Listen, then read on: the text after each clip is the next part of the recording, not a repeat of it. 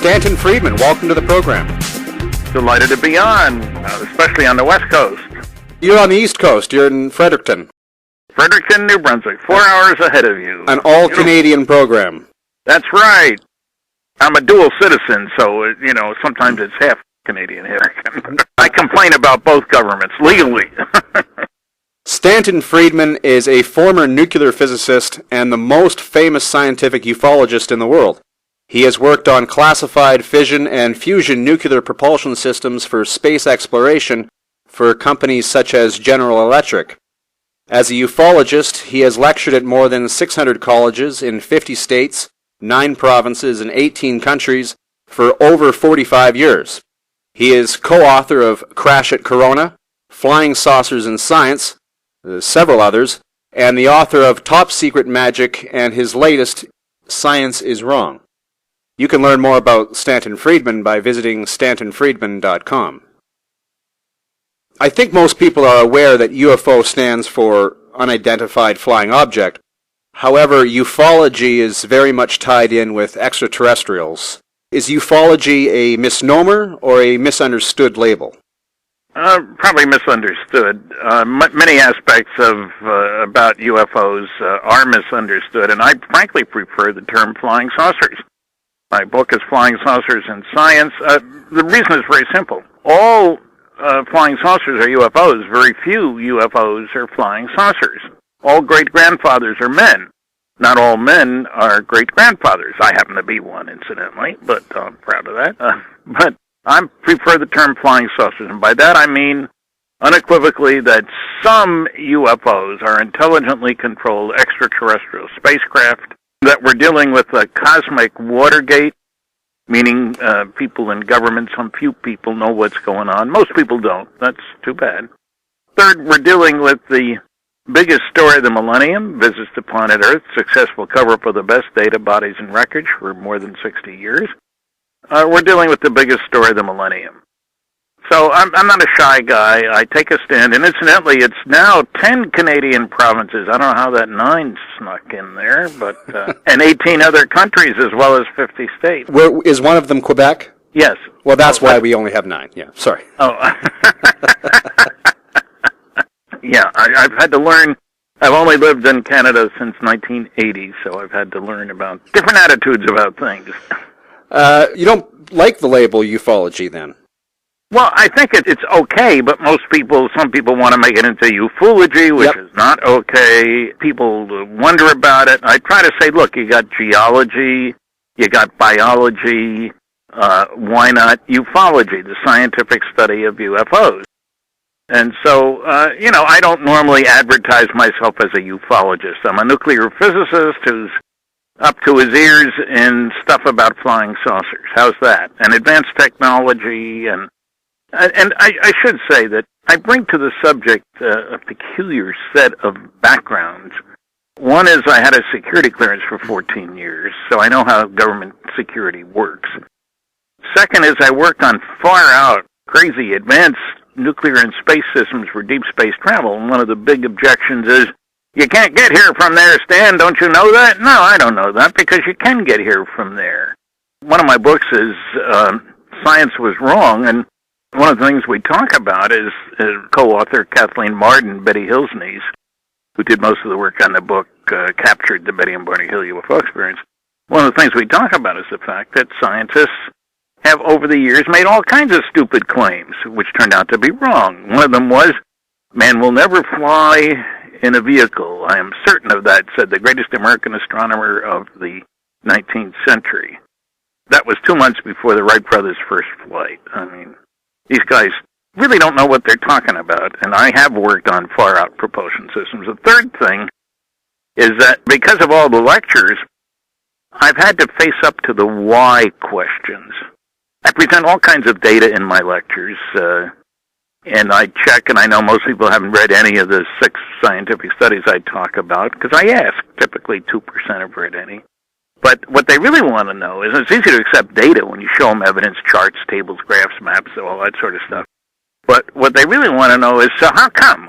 Why would aliens come here? Why doesn't the government tell us what we want to know?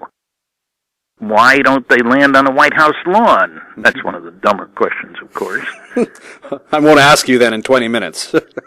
Well, okay. I mean, remember, the President of the United States doesn't speak for 7 billion Earthlings. He has trouble speaking for 310 million Americans. You know, besides, it's a no-fly zone. It's not a good place to be when they're coming at you with guns and stuff. So I take a strong stand, and because I've had the opportunity to speak to so many people in so many countries, I feel I have my finger on the pulse of the world. That sounds like a big claim, but not too many people have spoken in as many places. You know, from Riyadh, Saudi Arabia, to Seoul, Korea, to Hong Kong, to, I just got back from Tampere, Finland, and I was down in Rio, well, near Rio, in Brazil, anyway. It was 85 there, and it was freezing in Finland. But I've had to think about most of these questions. And I'm the Grandma Moses of the UFO book trade. I didn't write my first book until after I was 60. A little slow, you know, but I tried to make use of my scientific training. And I did work for GE. I mean, my specialty was canceled government-sponsored research and development programs. I think I worked on more than anybody else. GE, Westinghouse, General Motors, McDonnell Douglas, TRW Systems, Aerojet General Nucleonics. You know, you work 3 years. Oh, sorry, Stan, we're canceling the program. And after the several, it's time, you say, the heck with this. I'm going to look out for myself. And people ask me, why did you decide to become, you know, from an industrial nuclear physicist to somebody talking about flying saucers? I say, I didn't decide to do that. It was forced on me. I thought I was taking the world's greatest job. I was going to get paid to figure out how flying saucers work. This was for McDonnell Douglas. Now, who could ask for more of a job than that? This is after the nuclear rocket program was canceled when I was at Westinghouse. We tested a system, and it worked, and then they canceled the program. You know, that's how things go. Anyway, I'm driving across the country when I heard that the outfit that was budgeting for my big study was canceled.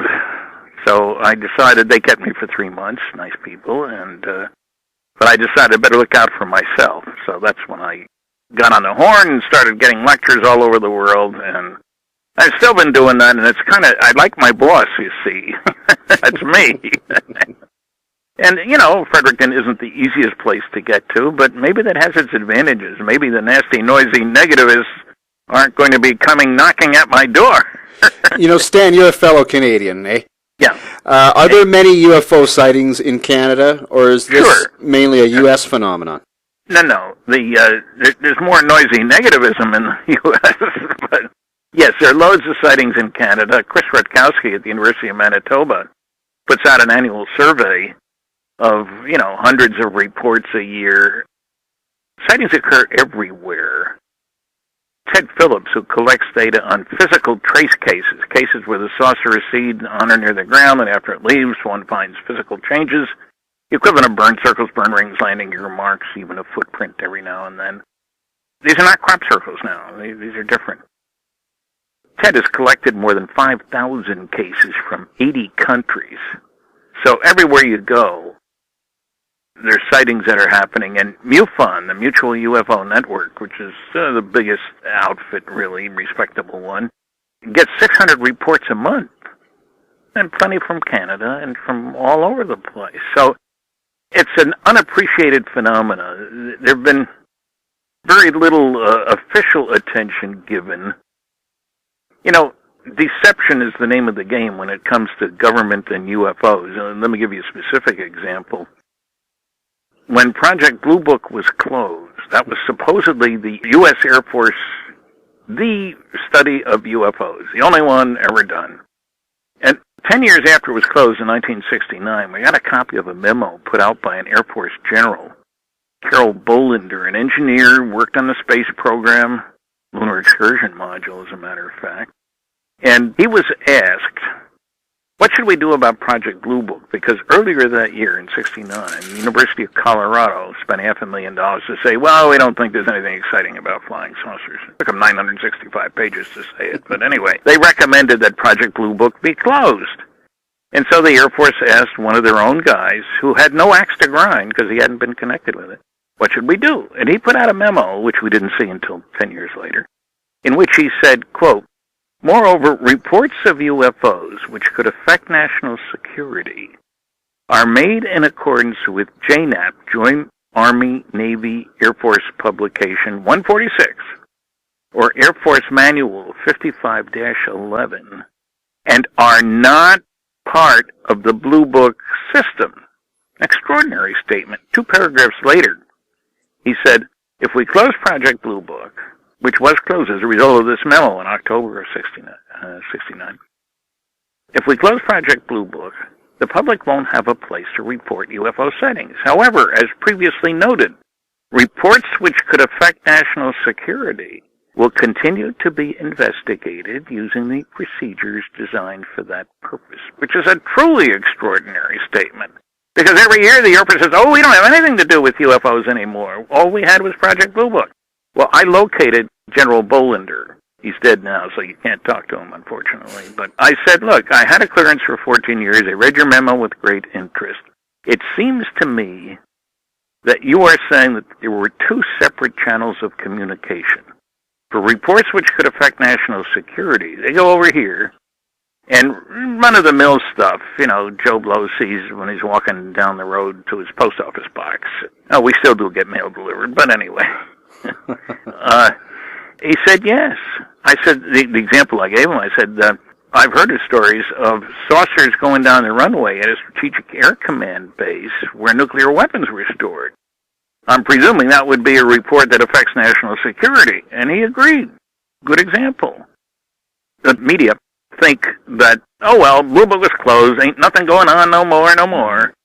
Well, it's simply not true. And the important sightings, I'm a civilian, but the important sightings are ones that do have national security implications, because then you can bring in the tools.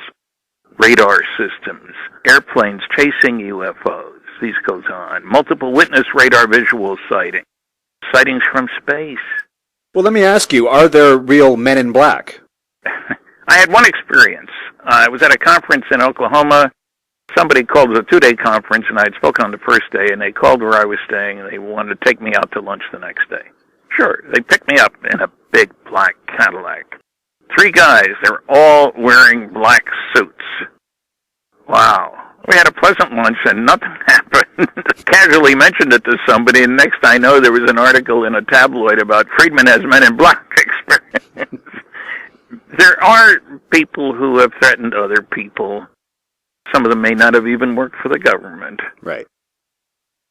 Almost anything, any area you get into, there's going to be somebody who says, "I don't want you doing that, buddy." I can't help those. It's not the focus of my activity. When I talk about cover-up, I show whited out NSA. Everybody's heard of the NSA now. I used to have to explain what that meant.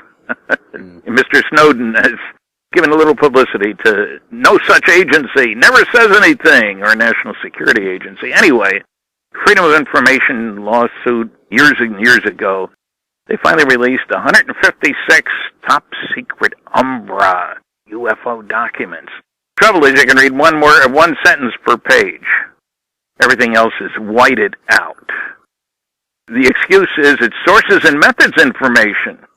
You're going to tell me 95% of what's on the page is sources and methods, and the key information is the other 5%? That's ridiculous. The CIA has released dozens of pages of top-secret Umbra UFO documents. They blacked out everything except maybe 5 words here, 6 words there. And one of them says, deny in toto, up at the top. They couldn't find 6 lousy words to declassify. Everything is blacked out. But there's no cover-up, I'm told. Don't they understand that it makes people suspicious? Well, I don't know what the government understands. I long ago gave up trying to figure out. I point out government lies, and somebody said, well, why do they keep lying? I said, because it works. Let me give you the best example I know. The biggest study ever done for the United States Air Force, way back in 1955, Project Blue Book Special Report number 14. Data on 3,201 sightings. The work was done by scientists at Battelle Memorial Institute, although that wasn't mentioned in the press release. In the press release, which went everywhere, The Secretary of the Air Force, mind you, made the following statement. On the basis of this study, we believe that no objects such as those properly described as flying saucers have overflown the United States. Even the unknown 3% could have been identified as conventional phenomena or illusions if more complete observational data had been available. This got international publicity. Now, the only trouble with that statement is it's a total lie. I had the report. I found a copy at the University of California, Berkeley Library, and they included a copy of the press release. The fact is, the unknowns weren't 3%. They were 21.5%. That's not 3 rounded off, by any standard. Furthermore, they had a special category, insufficient information, 9.3%. So it's a total lie to say, well, if we had more data, we could have identified the other ones. That was a major point of what they said was, these are cases for which we didn't have enough data, a separate group. Furthermore, they did a quality evaluation of all the reports. They found the better the quality of the report, because of the background of the observer, the circumstances, the duration of observation, all this kind of stuff. The better the quality, they found, the more likely to be unidentified. They also did a cross-comparison between the unknowns. They're the only ones I'm interested in, just like I'm a nuclear guy. I'm interested in the isotopes that are fissionable. It's not fissionable, what do I care?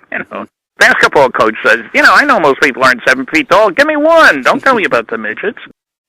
And so they found the probability that the unknowns were just misknowns was less than 1%.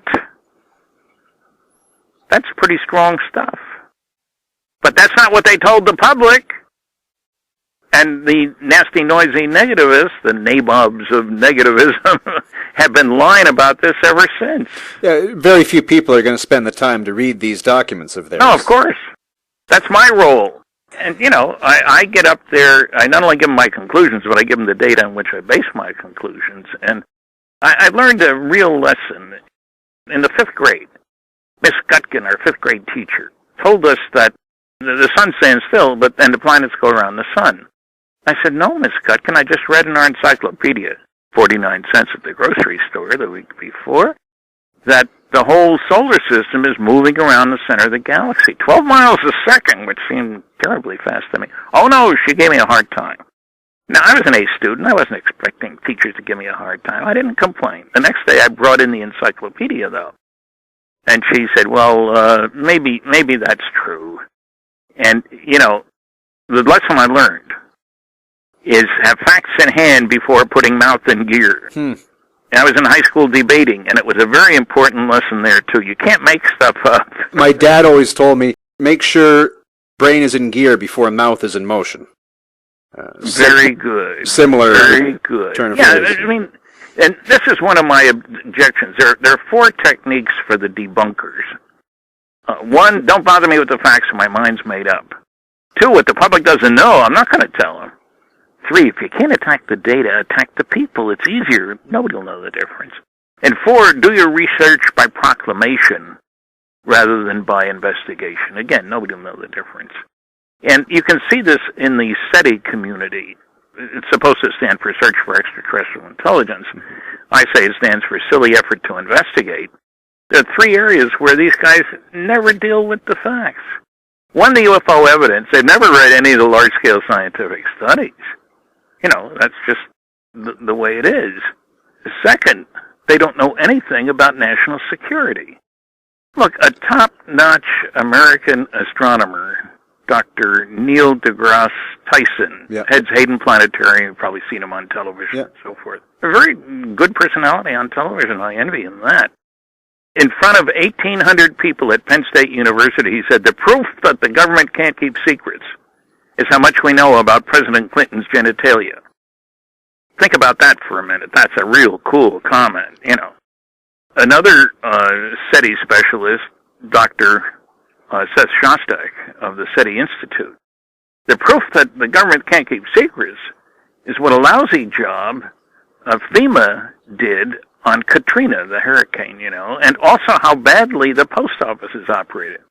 Now, what's any of that got to do with the NSA, the DIA, the CIA, the OSI, the NRO? There's a whole bunch of these alphabet agencies. Absolutely nothing. Another area where they haven't done their homework is this whole business about interstellar travel. That's the one that infuriates me the most. Partly because they all are aware that almost all the energy in the universe is produced by nuclear fusion. That's what goes on in the stars. Big ones, small ones, old ones, new ones, they're all producing their energy by nuclear fusion. Not only here, but in the galaxy, the universe, everywhere. Okay, you'd think they would get the thought that maybe we could use that for a propulsion system. I mean, the Navy used nuclear fission, sort of the little brother of fusion, if you will. Yeah, the first nuclear submarine in 1956, the Nautilus. We have, would you believe, aircraft carriers, these huge monsters, that can go for 18 years without refueling. Nuclear-powered ones can.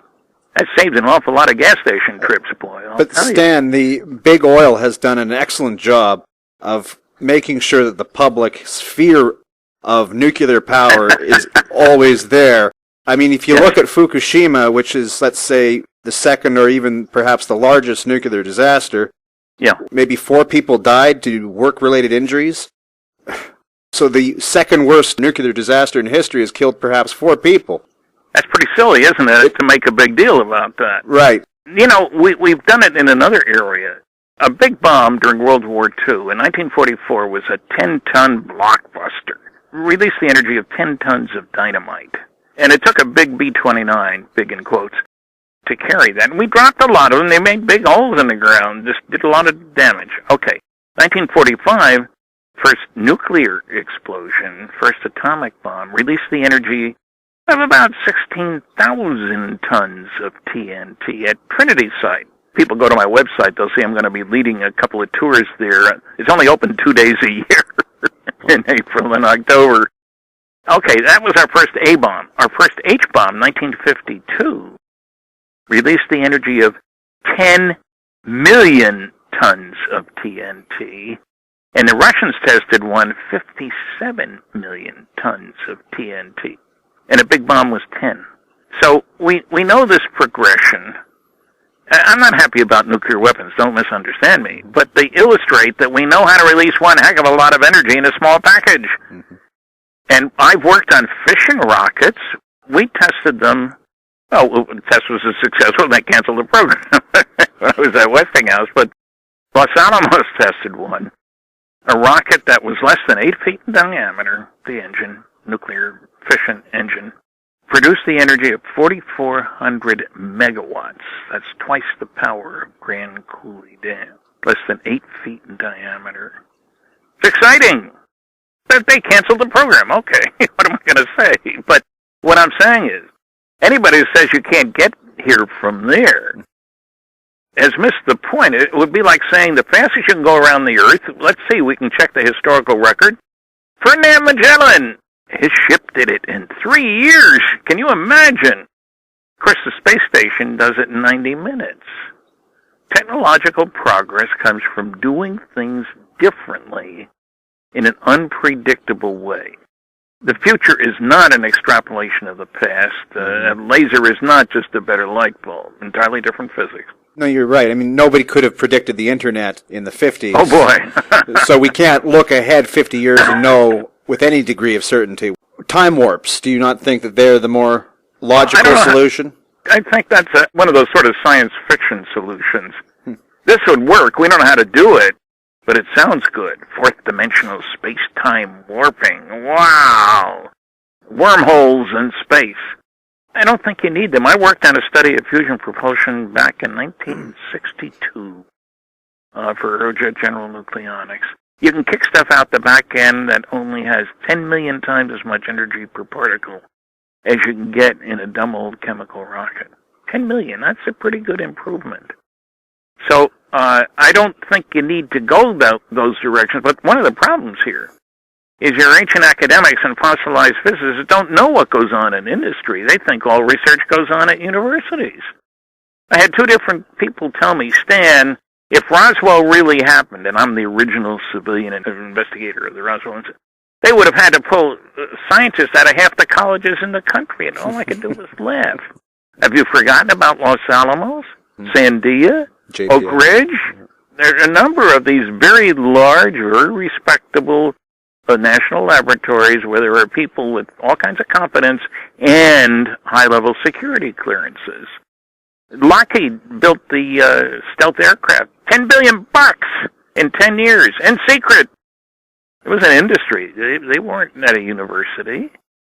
So they have a total misapprehension of where the important stuff gets done. We're not talking about 6 professors and 20 grad students. When I was working on nuclear airplanes way back in 1958 at General Electric in Cincinnati, we employed 3,500 people, of whom 1,100 were engineers and scientists. The budget that year, $100 million. And that was a lot of money in 1958. Some people would say it's a lot now, maybe for you and me, but you know. What I'm saying is, there's a real world out there.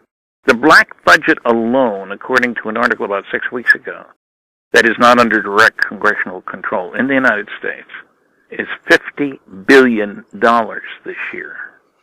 That's a lot of dough, I think. Let me ask you, having been in the field of ufology or the study of flying saucers, are you more of a skeptic now? Both Norio Hayakawa and the late Bill Cooper have become skeptics as they got older. Well, Bill Cooper was not somebody I'd recommend to anybody. I had some dealings with him when I found I couldn't trust what he said. Of course, he's long since gone. Yeah, I've heard similar things. Hayakawa, well, I checked on a couple of things Bill said, and they weren't true. And that gets me very worried about people, you know.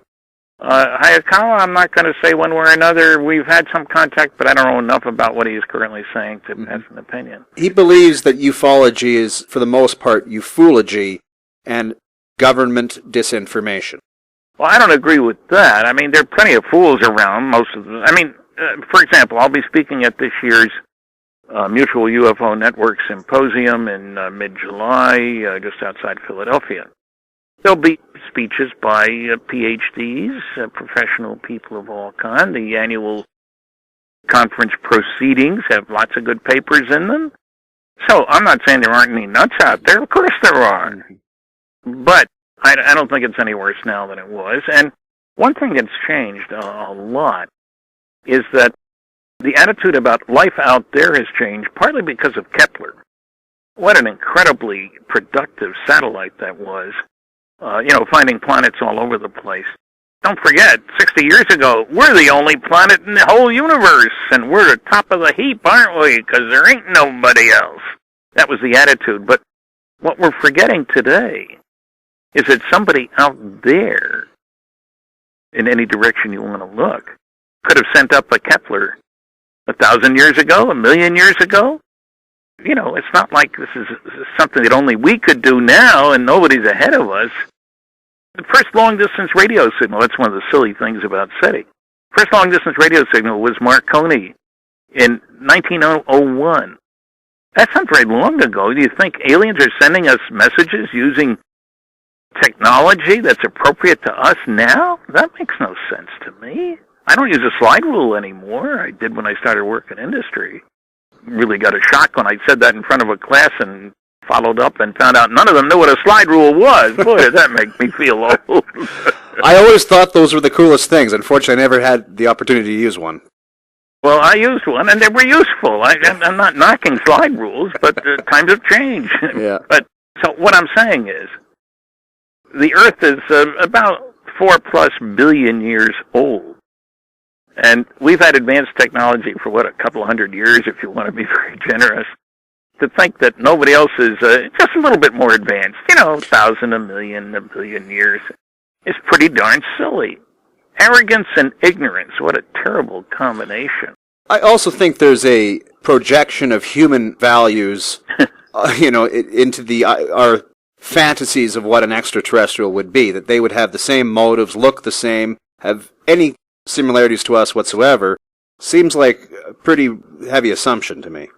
Well, yes, it does, although I would give them credit for having one thing that we do too.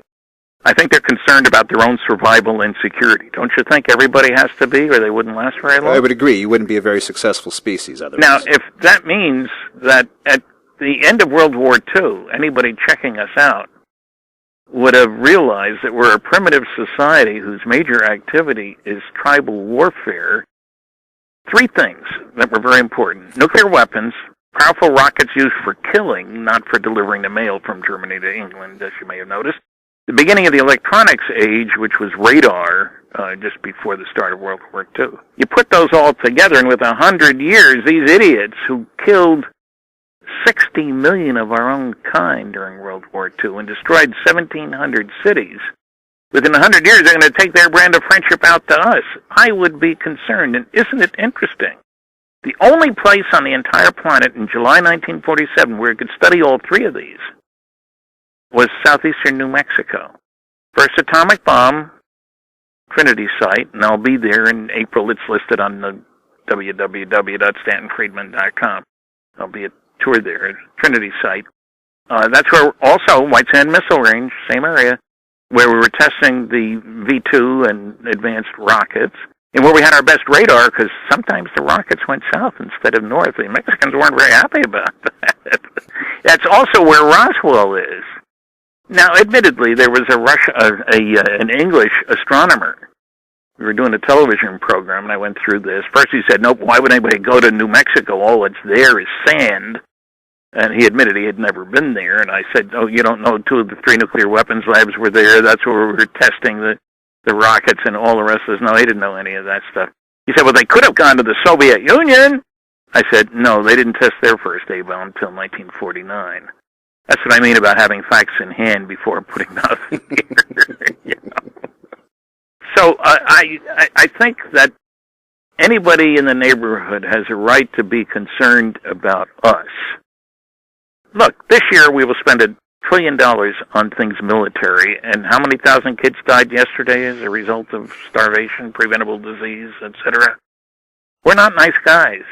I'm not saying there aren't nice people here. There are some nice people here, of course. But there's some people who are quite happy in killing. That's a major activity on the planet. And so if I were an alien, I would worry here. I mean, I might mean my graduate students here, regular weekly broadcast, idiocy in the boondocks. How's that? They're radio guys. Isn't that a reason for coming here? They might want to find out why are there so many different languages down here. Maybe this was a prison, a penal colony. They dumped all the bad boys and girls here. That's why we're so nasty to each other. I got a kick when I visited Australia, how proud they are of their convict forebears. You know? As you said, you are the original civilian investigator of the 1947 Roswell incident. What exactly happened there? In the first place, I found out about Roswell not because somebody came running and said, hey, Stan, I got this great story for you. I was at a television station in Baton Rouge, Louisiana, and I was promoting my lecture that night at Louisiana State University. I was supposed to do 3 interviews. I'd done 2. The third interviewer was nowhere to be found. This is before cell phones, 1978. And so the station manager's giving me coffee. He's looking at his watch. He's embarrassed. He knew the people who brought me to the station. He knew I had things to do. Out of the blue, he said, you know, the guy you ought to talk to is Jesse Marcel. Brilliant investigator that I am. I said, who's he? He handled wreckage of one of those saucers you're interested in. He was in the military. What? You know, totally out of the blue. What do you know about him? Well, he lives in Houma. That didn't tell me anything. I've been to Houma since, and it's in Louisiana. He's a great guy. We're old ham radio buddies. You ought to give him a call. Reporter shows up, do the interview. Next day, from the airport, had a great response the day before. I call information, get a listing for Jesse Marcel, and he tells me his story.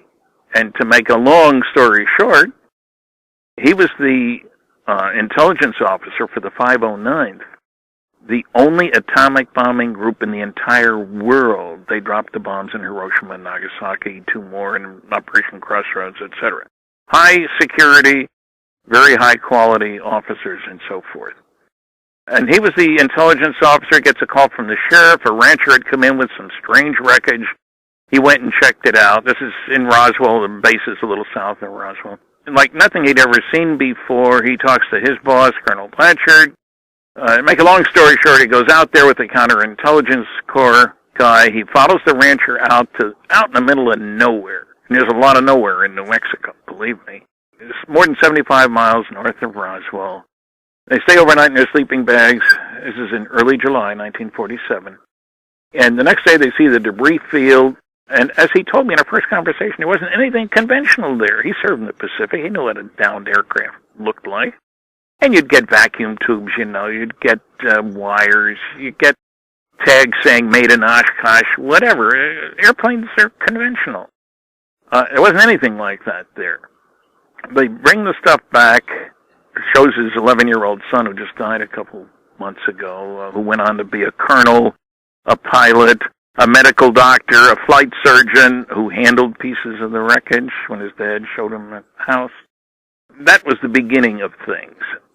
And the boss, Colonel Blanchard, tells him to take some of the stuff to our headquarters in Fort Worth, Texas, take one of our B-29s. They do that. They get there, and the general, the big shot, head of the 8th Air Force, says, "You don't say anything, I'll take care of it." Then we had our first set of lies. Oh, it was just a radar reflector weather balloon combination. The press release that went out said it was a flying saucer that had been captured. No, sorry, we made a mistake. Now, Jesse Marcel had courses in radar, which involved weather balloons and radar, Anyway, that got things rolling. I shared it with a colleague. Over the next year and a half, we found 62 people connected with the Roswell incident. The old-fashioned way. This is before I know people will find this hard to believe, but it was before the Internet, which makes finding people a lot easier.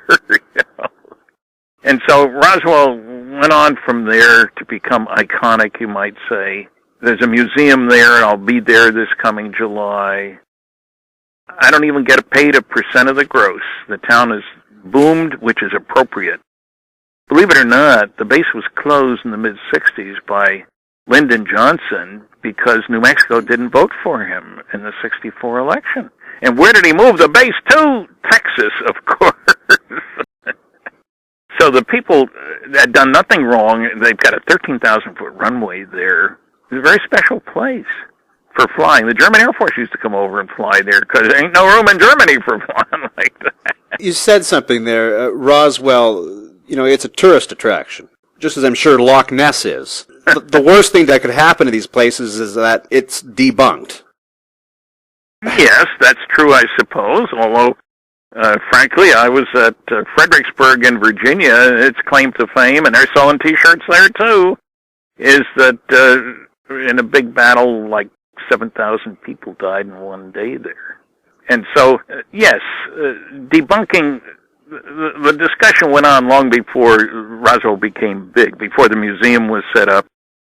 But it proves how interested people are when you figure that Roswell is 200 miles from Albuquerque, 200 miles from Amarillo, 200 miles from El Paso. If you're there, it's because you want to be there. It's not on the way to any place. I've been there many times, and there's an annual festival, and that's what I'll be doing in July.